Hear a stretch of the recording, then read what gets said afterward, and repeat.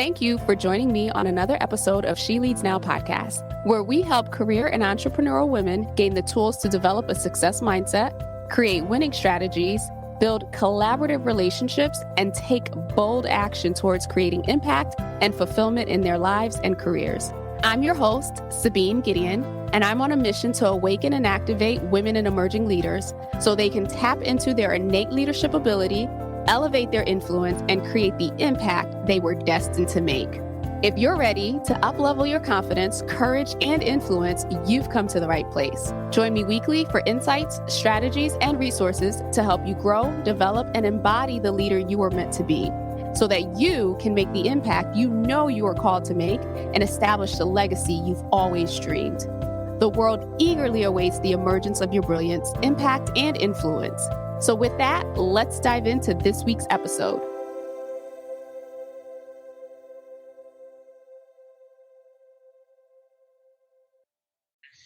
Welcome to another episode of She Leads Now. I'm your host, Sabine Gideon, and I am bringing another installment this week to you of the Leadhership Reloaded series, reimagining, redefining, and rehumanizing leadership. And so today I have with me Sarah Reynoso. And so Sarah is a certified life coach, leadership trainer, and creator of her signature Ignite coaching and training series, which is designed to ignite conscious leadership within individuals so they can unleash the leader they are here to be and achieve massive results. She also serves as a HR manager and leadership trainer for organizations, and she does coaching around the topic of conscious leadership, not just for leaders in the workspace, but also in dating and relationships. And so I'm excited to talk about that. But before we do, welcome to the show, Sarah. So excited to have you here. Thank you for having me here, Sabine. It's a pleasure to be here. Absolutely. Absolutely. So before we get into conscious leadership and how it applies in so many different aspects of our lives, if you would walk us through your career journey and what has led you into this space. Oh, wow. Okay. Well, I've been in human resources now for about 7 years. And I was introduced to personal development about 5 years ago. I'll just start there. And there was what I call the Sarah before personal development and the Sarah after. And the Sarah before was really playing small in life, was afraid to stand out, was afraid of leaders, actually, because I looked at leadership as a title at that time. And I started off really as a receptionist in dental offices, working my way up. I went to school. I did have an experience at one place that I was working at where I was a receptionist. I was working in an affluent community. And at that time, I wasn't living there. I was commuting in. And a lady made a remark referring to me as, well, she was talking to the doctor that I worked for, referred to me as his girl, right? I'm going to make an appointment with your girl. And maybe she didn't mean it the way I took it, but I took it as I'm meant for more than this. That's it. I'm going back to school. So I did that. And I went back to school, but I've been in human resources, as I mentioned, for 7 years. And just really playing small in life. And when I was introduced to personal development, I was part of a leadership training for 4 months. And that actually was the catalyst to being the person that I am now. And after that, I became a certified life coach. And I released all fears of, well, not all, because we're never fully healed, right? But I released a lot of the fear I had around what other people think of me. Judgment in the workplace. I saw leadership differently. It's not a title, it's a way of being. It's who you are. It's how you show up in life. That is leadership, how you inspire others. So I had this vision of, I want to bring this into corporate America, into the corporate space, because that's missing. And so that's really been my mission as an HR professional, doing more than just check the box HR jobs, so to speak, but to bring more to the table in any organization that I work for is how can we instill conscious leadership in our leadership and all of our employees and in organizations. Oh, I love that. I love that. And so we share that background in HR, right? And so There's a lot to be said, or there's a lot being said about HR individuals, but I think we're seeing the shift. And as of the last 2 years, HR has really been called to the table to show up differently, as with all leaders within all organizations and all functions, but certainly HR, because of the role that we play and the responsibility and the accountability. And I keep saying we, even though I've been out of the space for a while, but it's part of who you are, right? And you never forget it. As it relates to conscious leadership, not that it's brand new by any means, right? But it certainly has had a platform over the last couple of years. I feel like it's been the replacement for emotional intelligence in some way, in some capacity. But I'd love to hear how you define conscious leadership. What does that look like? And how do you put it into practice for yourself, and how you're helping other leaders do the same? For me, conscious leadership is awareness of yourself. It's awareness of your triggers, awareness of the assumptions that you make, and how you show up affects other people around you, right? And it's really just, as I mentioned earlier, it's leadership is not a title, it's a way of being, it's who you are. And I mean, I've been listening to your podcast, and I know that you say the same thing. Everyone is capable of being a leader. Unfortunately, a lot of people don't believe that about themselves. So what I do when I do a lot of leadership training is it's more igniting that leader within someone for them to see what's possible for them. And a lot of that is identifying, well, what holds you back? What scares you about showing up as a leader? And a lot of times they can take it back to an experience, which we've all had. We've all had an experience which caused us to have a feeling, which causes us to have a belief about who we are, which causes us to play small in life. So really, the conscious leadership is breaking through your own fear. It's coming face to face with your own ego, being aware of your ways of being, and continuously evolving and showing up as a leader who's here to inspire, somebody who goes first. If it's up to be, it's up to me. That's what conscious leadership is to me. It's not a title. It's not telling people what to do. It's showing up in a way that inspires other people into committed action. Ooh, I love this. I'm gonna lean in to this conversation for sure. And so thank you for that. And for those of you who are listening, I did not pay Sarah to say that. This is her wholehearted belief, right, around the fact that we are all leaders. It is innate. And so as you were talking, one of the things that, we growing up, right, regardless of whether we worked in corporate or something like that, we've come across individuals who are in leadership roles, right? And their society teaches us that leadership, or at least previous generations, taught us a way of being when it comes to leadership. And there is a certain model that was forced and reinstilled of what it means to be a leader. And now in 2022, as of the time of this recording, we're starting to, well, not that we're starting to question, we've been questioning, but we're definitely questioning whether or not that model ever worked, right? The demand right now on leaders is, I need to know who you really are so that I can trust you, so that I can feel safe around you, so that I know that you have my best interests at heart. And so a lot of that, as you shared, right, that stems from you showing up. But what I'm noticing, and certainly I'm sure you're noticing too, or have been noticing, a lot of leaders don't know how to be. Exactly. They don't know how to be.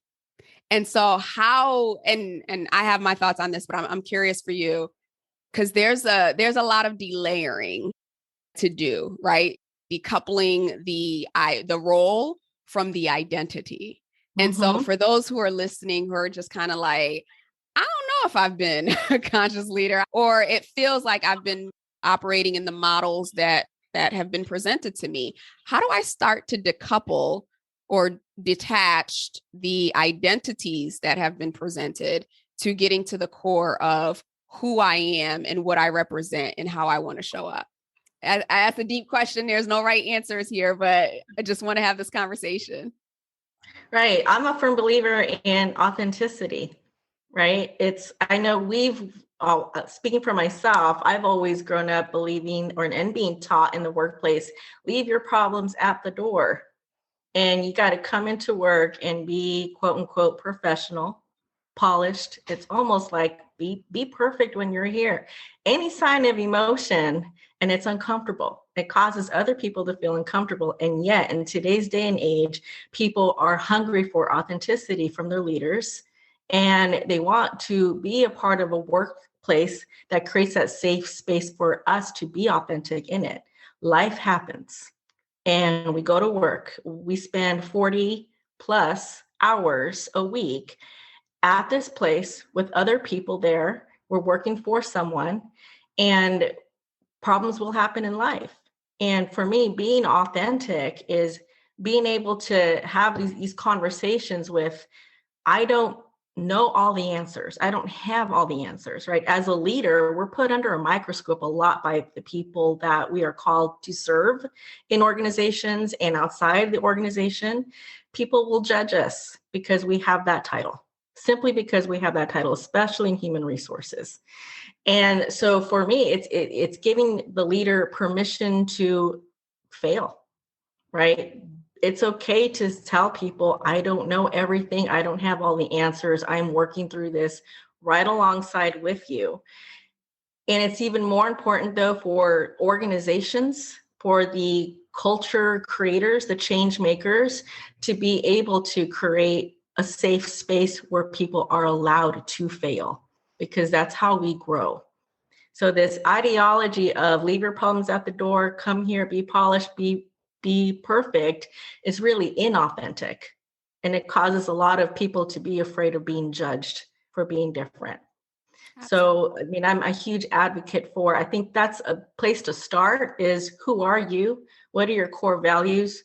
And what is your flavor of leadership? What's your style? And show up as that. And due to a lot of the work that I've done around fear of judgment and fear of what other people think, I'm of the belief that if people aren't aligned to who you are, then they're not your people. And that is okay, because the right people, the people who your leadership style, your message, whoever it resonates for, will be inspired by that. Absolutely. And so as you were talking, a couple of thoughts came to me, right? So as I think about the evolution, if you want to call that, of leadership in the workspace and just in our society in general, right? We've gone from command and control, right, with our loving boomers, to the transformational leadership between Generation X and the millennials, and now conscious leadership being like the desired way of being and way of showing up in leadership. And it feels like the more and more that we have evolved as a society, the more there has been this deep desire for the truth, right? Who is the true person, right? Getting down to the core. And you ask that question of who am I? And I've shared this before, that tends to be the question when I ask clients, who am I, that most people get stuck, whether it's clients, whether it's individuals, because most people, because we play roles, right? We are things to people. We are things in environments. That getting to that core of that question of who am I is a lot more challenging, and takes a lot more work. And it takes a lot more vulnerability within ourselves to see the truth about ourselves and to accept that truth. And to your point, that fear of being judged, right? If we can't accept our own truth, then of course we're not going to be able to accept that someone else accepts our truth. So I'd love to hear your thoughts on how, especially on the life coaching side, right? How you help clients get to that space where they can be vulnerable. Like so much of our lives and our day-to-day, right, is really on autopilot.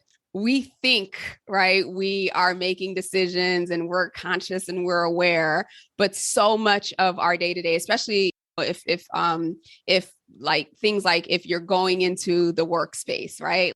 No one is thinking about, hey, do I put the key in the ignition? Like, where's the steering wheel? so much of our day to day is on autopilot. And that can show up in our leadership as well. That can show up in the way that we're having communications. Think about it. How often are you walking by someone at work or wherever and like, hey, how's it going? Right? Oh, it's fine. I'm doing well. Like we have these like stock responses to things. And it's when you stop to think about in those moments, like, am I responding from how I'm feeling today, right now in this moment? Or am I on my autopilot, right? Because some days, right, if somebody asks how you're doing, I'd probably be like, I'm feeling a little crappy right now. But that's not what we say, right? We're just like, oh, I'm doing well. Thank you for asking. Things are going great. Very rarely do we give ourselves the space and the permission to say, how am I feeling right now? Or what is going on with me? Or in this moment, what is happening? What am I feeling? What am I thinking? And so from the perspective that I see it, conscious leadership gives us permission to not just only show up in a certain way, but it gives us a permission to really fully embody who we are in the moment, in that particular moment, so that we are aware, so that we are conscious, of course, and that we can be intentional, right? I've had situations where maybe you reach out to somebody and they like snap at you, right? It has nothing to do with you in that moment, but maybe they just got off of a call or something happened and they're still in that space and they're still responding to that. And so I share those as examples of this is day to day of how when we're not in that space of consciousness, when we're not in that space of intentionality, it's not like people are walking around being mean on purpose, right? But these are examples and these are things and areas and I'm be open to your thoughts too, but these are areas that we can even just start to pay attention to within ourselves in our day to day and start to make small changes so that when it comes to larger decisions about an organization or it comes to larger decisions about our business or our family or other things, we're not still on autopilot because we've now been conditioned to be present in the moment and kind of take in everything that's happening before moving forward. Right. There's a massive reframe that gets to happen in our society because, as you mentioned earlier, we're so used to giving a canned response to, hi, how are you? I'm doing great. How are you? And even if we're not doing great, and the reason why we go into autopilot and give this safe response, right, is because we are afraid that if we actually say how we're really doing, even if it's just a temporary state at that moment, that it's going to cause other people to feel uncomfortable because they're not going to know how to handle that because they are not used to it, because we have been conditioned to put on the mask, put on the face of I'm okay, right? And I mean, I'm not going to even go into mental health awareness. That's a totally different conversation, but it kind of stems from that because people are starting to have more conversations around how are you, like really, how are you doing? And touching on the whole confidence piece, personal development, releasing fears of judgment. When we have that fear of, well, what are they going to think of me if I tell them how I'm really doing, whether it's at work or at home, it's more along the lines of have the confidence to say how you're really doing, like really connect with people from an authentic place. And if it causes the person discomfort, that is their discomfort. It has nothing to do with you, right? It's theirs to own. It's theirs to work through. And actually, that I think we need to challenge people to come face to face and lean into the discomfort, because on the other side of that is growth. And that's how we can grow. It goes back to being the example of how you want to show up in the world. Be the person who actually shows up authentic. Challenge people in that sense. If people aren't comfortable, don't allow that to cause you to shrink back, right? Because it comes from fear of what they'll think. Step up as a leader and challenge that. Be that change of creating connection with other people. We really have that missing in our society. We have social media now, which is supposed to be convenient and allow us to connect with more people, but it's causing a really big disconnect. Absolutely. And so As you were talking, something that came through is when you really look at the last 2+ years, right?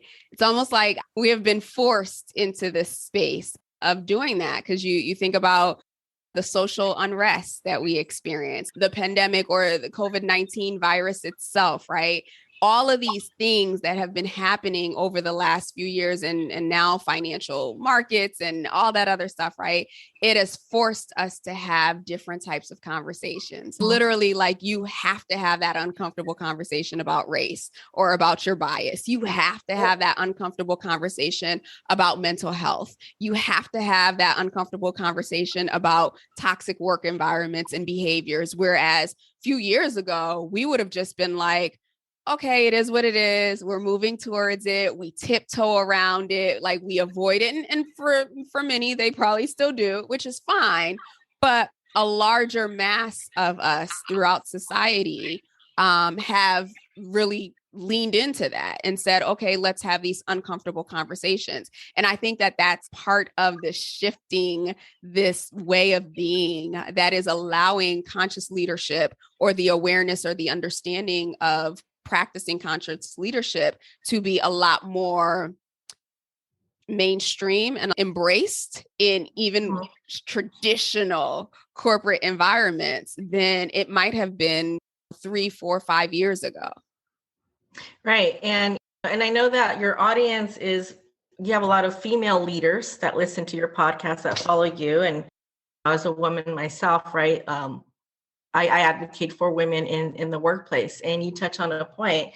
I think part of conscious leadership is, and authenticity, as we've been talking about, is also allowing yourself to bring that feminine essence into your way of being, if that's really who you are. I know we're all different. Not all women are feminine, not all men are masculine, and that's okay. But for a woman who maybe her primary energy is a feminine way of being, when she goes into the workplace and thinks she has to put on the masculine energy mask to prove herself to her male counterparts, or to advance, or hustle grind, right? Like, we live in a very hustle work or hustle society, hustle environment. It causes us to burn out more. And what the workplace actually needs, not just the workplace, but society, is we need that feminine energy to come in. And I know you even had Tiana Sanchez on your podcast recently, and she shares about how leadership traits that a lot of companies are paying corporate trainers to come in and teach are feminine energy traits. Being a good listener, right? Creating teams, building those relationships in the workplace. That also ties into being a conscious leader and being authentic.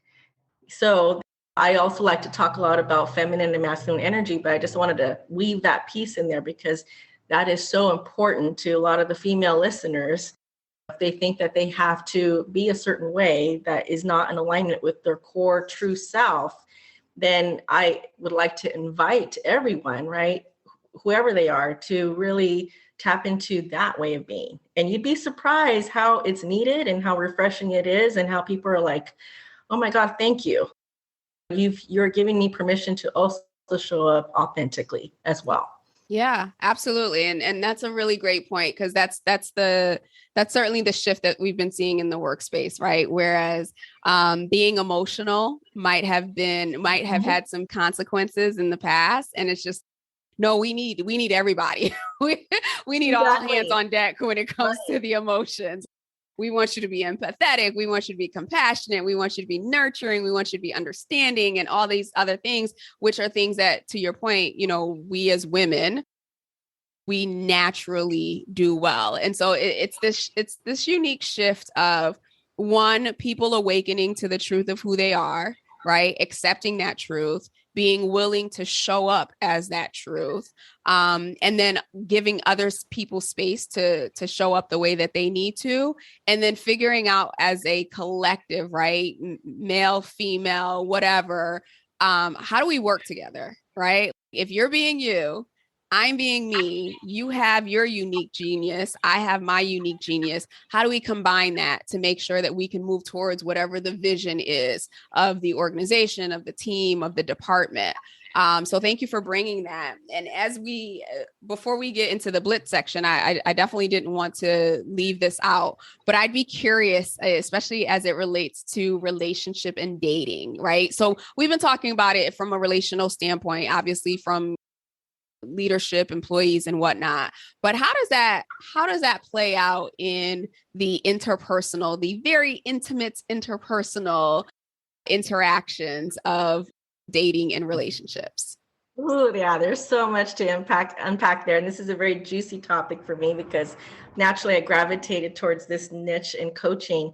But yeah, I mean, as I mentioned earlier, conscious leadership is needed, and I believe it's missing even in dating and relationships. And if you really think about it, it stems down to vision or fear, the two choices that we make. And I'm speaking more towards women, right? A lot of women date from this place of scarcity mindset. There's not enough resources, there's not enough good quality men to go around. So a lot of times they settle for less than what it is that they want. They don't date from a place of what are my core values and am I showing up that way so I can attract the ideal match for me, right? We just kind of go through the flow. And I think it's so important to also weave in that conscious leadership piece, because I believe that being in relationship is next level leadership and growth personally, right? Because this is someone in your life who's going to know you very well, and they are going to see your blind spots that you may not see. And this is someone who's going to give you feedback. And it requires a lot of leadership to be able to receive the feedback, be able to have difficult conversations in relationships because they're not easy, and being able to grow from this person. But first, as you date, you got to be able to make sure that you're making the right choice. Choose the right person who aligns with your values, who can communicate through conflict very well, who's also emotionally intelligent, who is a believer in conscious leadership in relationships. We don't think that leadership exists in dating and relationships, but it does. We think it's only in the workplace or it's only in politics. It's actually everywhere we are, right? Especially in dating and relationships. And with the divorce rate being so high, for me, that's why I lean into that, because I feel like it's needed, right? And from like the conscious leadership place as well, it's owning your triggers, having that self-awareness of how you're showing up. So that's how I weave conscious leadership into that space as well. Yeah, that makes total sense. I love that you tie that together, because I do think that that's maybe it's not missed, maybe it's not lost, and it might just be my ignorance, but I feel like that it's not necessarily always the correlation between how you're being at work, how you're being at home, how you're being in your personal life. It should all be congruent. Like it should all be the same. There shouldn't be different identities being played out. Because first of all, that's exhausting. Mm-hmm. It is. To have to be all of those personalities. And secondly, you start attracting people that don't align to you, and having to be that chameleon, that's never a fun experience. Yeah, I mean, I share a lot of the same messages in the workplace that I do in the dating and relationship space, right? I mean, if you really think about it, we've grown up watching fairy tale movies that end with the wedding and they lived happily ever after. And that's not reality, right? So we've all been in relationships, or most of us have, and that is not reality. And even in the workplace, you get promoted and he or she worked happily ever after. Nope, that's just the beginning. There's so many parallels to who we are at work and who we are in our romantic relationships, so to speak. I keep talking to you forever on this. This is, so fascinating, and so many different layers of how you can apply conscious leadership. So thank you for sharing your wisdom. We're going to move into the Blitz section here. So I have a few questions for you. As you look back to a younger version of yourself, if there is a piece of advice that you could give her, knowing what you know today, what might that be? Ooh, do not worry about what other people think of you. And the most judgmental people are probably the most insecure people because their judgment is really a projection of what they fear they will be judged for. So if I can go back and tell myself that, it's that. Do you be your authentic self, own your flavor, and show up as that. Yeah. Oh my gosh, just do you. I love that. And as you look ahead, right, with the work that you're doing today, the work that you are doing in the space of really awakening people to being who they are, and to showing up that way, years from now, when you're looking back over your work and over your life, what do you want the narrative to be? Oh, the narrative would be like a legacy, I guess, is permission to be you, permission to be your authentic self, empowering people to really believe that in this one life that we have, we are capable of doing great things. I like to say you have one life, do great things, right? Don't allow the fears to hold you back. Really just go for it. Have a vision and really go for it. And I think, if I want to be remembered for that is giving people permission really to just do that, inspiring people into committed action. So as a collective, we can see a more healed version of our world in years to come. I love that. I love that. And then last question, well, second to last question for you. As you think about books that, as I'm looking behind you there, as you think about books that have been impactful for you in your growth, in your development, is there a book or books that come to mind? Yes, one that comes to mind is The Four Agreements by Don Miguel Ruiz.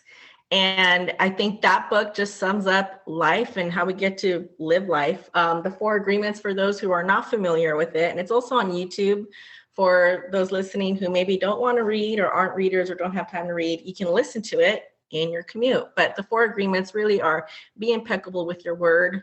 And what the author really means by that is be somebody who speaks good of other people, not gossip because that's poison, but really speaking good because it's a reflection of what is in your heart, what is in you. And the second agreement is don't take anything personal, right? And I think that speaks for itself. Just don't take anything personal. 3, don't make any assumptions, because when we make assumptions, we have a tendency to not give people the benefit of the doubt. The ego loves to play mind tricks on us. So what the author really means is just don't assume anything. It's not about you. It's not personal. And then finally, just do your best. Just show up as your best. It does not equal perfection. Doing your best is not being perfect. It's just giving your best that day. And if I can recommend that book, it would be that one. And just to share really quick too, the author of that book, Miguel Ruiz, gave an interview, and it's actually on YouTube, but he actually spoke to a group of people and he asked them this one question: can you do me a favor? Can you help me change the world? And being asked that question, you might think, well, there's billions of people on this planet. How can I help change the world? And what he meant by that question was change the world as in you change how you think about the world, change how you see other people. Because changing the people around you is not how we change the world. It's changing yourself, being responsible for you. And when you change how you see the world will look different to you. And that is how you can heal this planet. Oh, I love that. I love that. So you are like the, I don't know, fourth and maybe fifth person who has recommended that book. I think I've read it or listened to it on Audible twice or 3 times now. And so for those of you who are listening and who are just like, okay, this book keeps coming up, there's a reason why the book keeps coming up. So if you haven't already grabbed your copy on Amazon or Audible or wherever you get your books, I would strongly recommend that you take a listen. It's a pretty quick read, or even a quick listen, if you're interested. It is powerful in shifting us, in shifting how we see the world, and Sarah just so eloquently put it, right? In shifting how we really can impact and change the world and heal it. So thank you for that. And so last question for you, Sarah, as they're listening, they want to connect with you. They want to learn more about conscious leadership, how to apply it, whether it's in the workplace or dating and relationships. Where do you hang out? Where can the audience connect with you? I would say just go to Instagram. That's where I hang out. And actually my Instagram is in the dating and relationship space. So it's at The Attraction Factor. So that is my Instagram handle for my dating and relationship coaching page. But that's where people can find me if they want to connect on social media.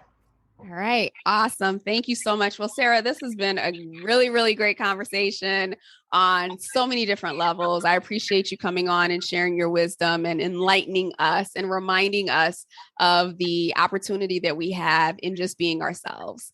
So listeners, I hope absolutely. Listeners, I hope you took some notes. I hope you have some takeaways and that you will be doing the work to really ask yourself how you can change the world through changing yourself.